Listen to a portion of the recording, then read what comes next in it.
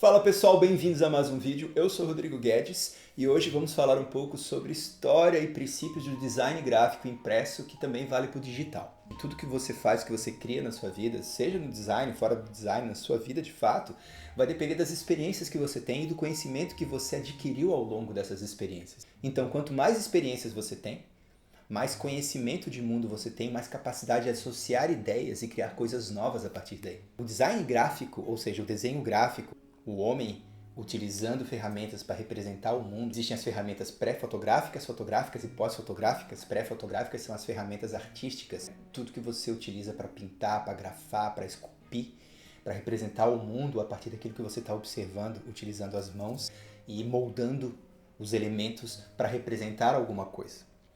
Então, desde que a gente começou a desenhar nas paredes das cavernas para representar as caças e a nossa vida e tudo que estava acontecendo com a gente ali nas nossas tribos, estava ali representando o mundo, porque o nosso olhar do mundo, a gente grafava ele em algum local. Esse grafar, esse ato de grafar, quando a gente fala de desenho gráfico, de design gráfico, de projeto gráfico, a gente está falando de projeto que está grafado, que está impresso, que está utilizando uma plataforma, seja ela qual for, para representar algo através de elementos gráficos, sejam de desenhos, imagens, fotos, etc. Paradigma fotográfico é quando surgiu a fotografia, e pós-fotográfico é depois da fotografia, com o advindo aí da linguagem digital e da linguagem matemática, de tudo que é criado dentro do computador, mas isso a gente fala num outro jogo. Muito do que eu vou falar aqui você encontra nesse livro maravilhoso do Richard Hollis, que é o Design Gráfico, uma história concisa. Esse livro aqui deveria estar na sua prateleira se você está estudando design gráfico. É um livro gostoso de ler e ele te leva numa caminhada, numa jornada pela história do design, desde a pré-história até os dias mais atuais. Vale muito a pena. Esse livro, vou deixar o link para vocês aqui na descrição. O que acontecia? Quando a gente olhava, por exemplo, quando o primeiro homem olhava as pegadas dos animais ali no chão, ele via não só algo que estava marcado, grafado ali no chão. Ele via na pegada do animal o próprio animal. Então, olha só, a pegada não é o animal em si, mas ela é a representação do animal. O animal acabou de deixar uma marca no mundo. Ele deixou ali uma pegada. Toda vez que nós utilizamos qualquer elemento para representar algo, nós estamos grafando algo, nós estamos justamente dando a nossa visão de mundo, nós estamos colocando um elemento no lugar daquele objeto, daquele animal, daquela experiência. Isso é criação gráfica. É quando você utiliza gráficos justamente para representar o mundo, sejam eles ícones, índices ou símbolos, como nós estudamos dentro da semiótica. E essas representações gráficas, elas podem ser qualquer sistema de signo. E quando reunidos, esses signos gráficos formam imagens.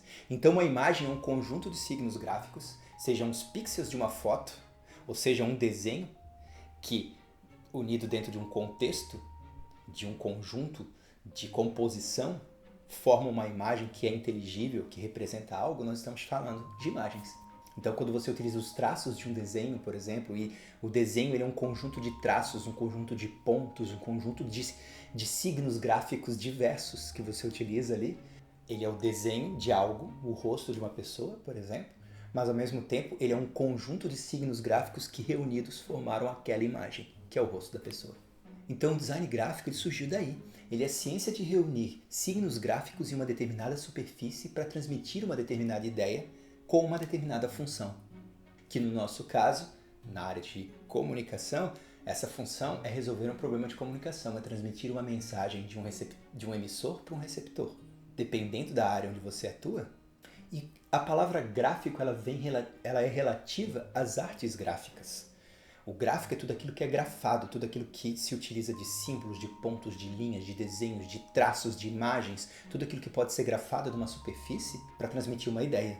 Existem várias discussões sobre o que é ou não é gráfico. Por exemplo, uma imagem fotografada é a impressão da luz em cima de um determinado filme, no caso de uma câmera digital, qualquer câmera que nós utilizamos hoje em dia, dentro de um paradigma pós-fotográfico, ou seja, matemático, é um conjunto de números que esses números ali, ele traduz dentro de um monitor um monte de pixels de determinadas cores, determinados tamanhos. Ou seja, a luz que entra dentro da câmera, ela é convertida em números que se convertem em pixels, que se convertem em imagens no seu monitor. E isso tudo pode ser discutido se é gráfico ou não. Essa imagem que foi captada por uma câmera digital, ela é gráfica?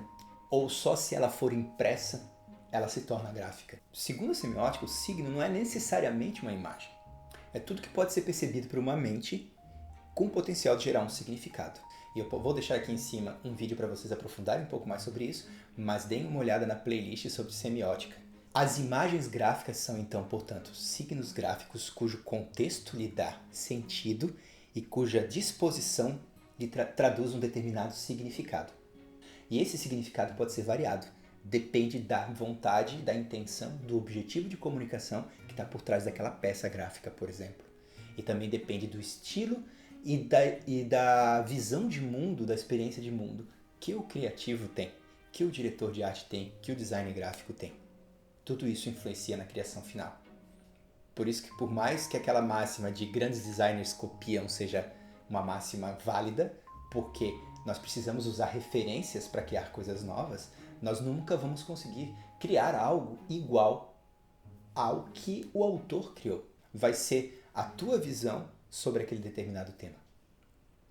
Então, qualquer tema é válido de ser explorado inúmeras vezes, porque cada pessoa, cada design, cada criativo é único e as suas experiências vão determinar isso.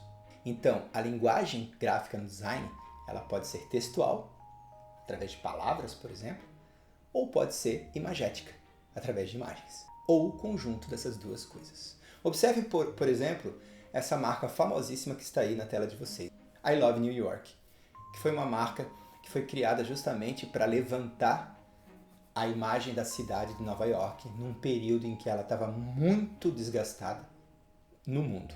No momento em que você substitui a palavra love pelo coração, você está ali representando com muito mais impacto através de uma imagem a noção de que você ama o que está sendo dito naquele texto. Então, I, coração New York, foi a base todo esse sistema de signo gráfico que a gente utiliza com coraçãozinho hoje em dia para mostrar que a gente ama ou que gosta de algo, inclusive quando você clica para curtir no Instagram, por exemplo, ou em qualquer outro lugar.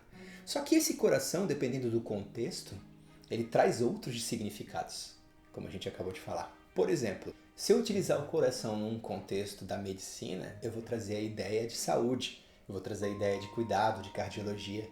Agora, se eu, por exemplo, quiser representar esse coração com essa imagem que vocês estão vendo aí, que já virou clichê, mas que quando foi lançada foi super inovadora, que é duas pessoas num salto formando, claro, através de uma manipulação aí de imagens no computador, um coração, vocês vão ver que o coração em si, ele é um elemento além dessas imagens. O coração, ele é um signo, que é um existente. Ele existe, é um fato de que ele existe, está lá dentro do nosso peito, no peito dos animais, de todas as pessoas, e ele é um órgão que bate. A representação do coração não é o coração em si, aliás, ela não tem nenhum formato direito do coração.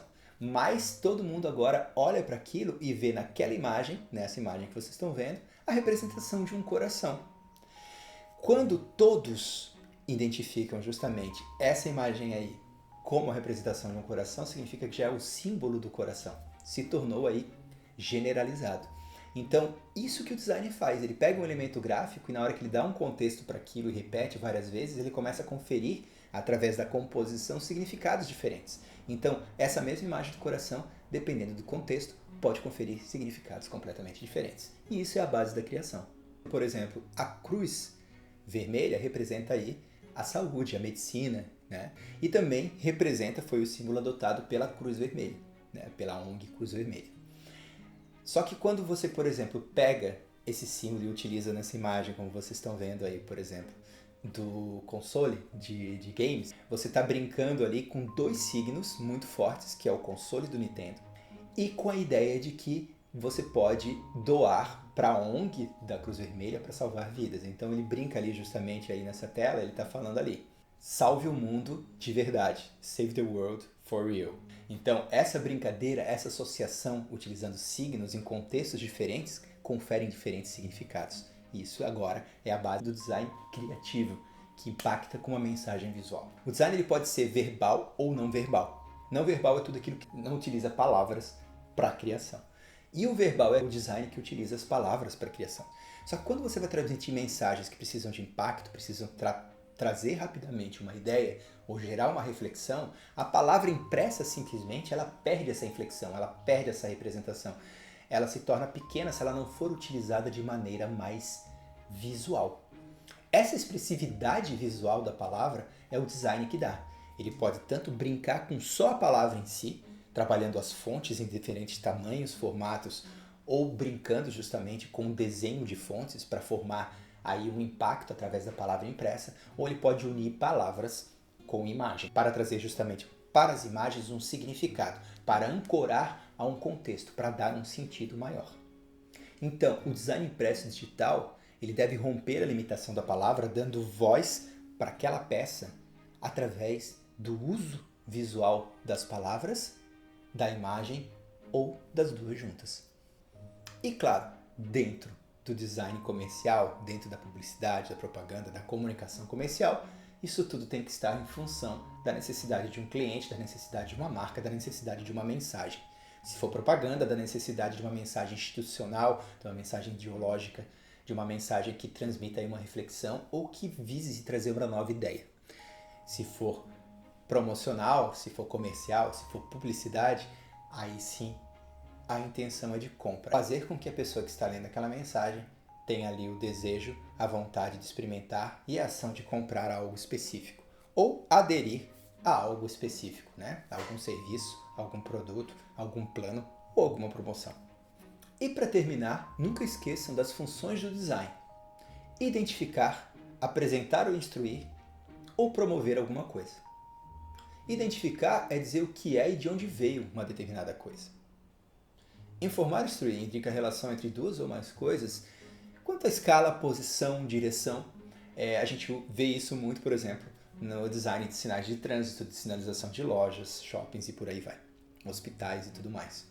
E apresentar e promover é onde está o âmbito do design publicitário, que visa justamente dar um diferencial, dar uma voz única para uma mensagem a fim de torná-la impactante e despertar o desejo de alguém em comprar ou consumir alguma coisa.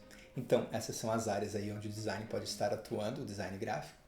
E esse foi o vídeo de hoje. Eu espero que vocês tenham gostado, que vocês tenham aprendido um pouquinho mais sobre a história do design, ou apenas relembrado, que é o caso da maioria aqui. Não deixe de dar uma conferida no livro do Richard Hollis. Sintam-se abraçados e até o próximo vídeo.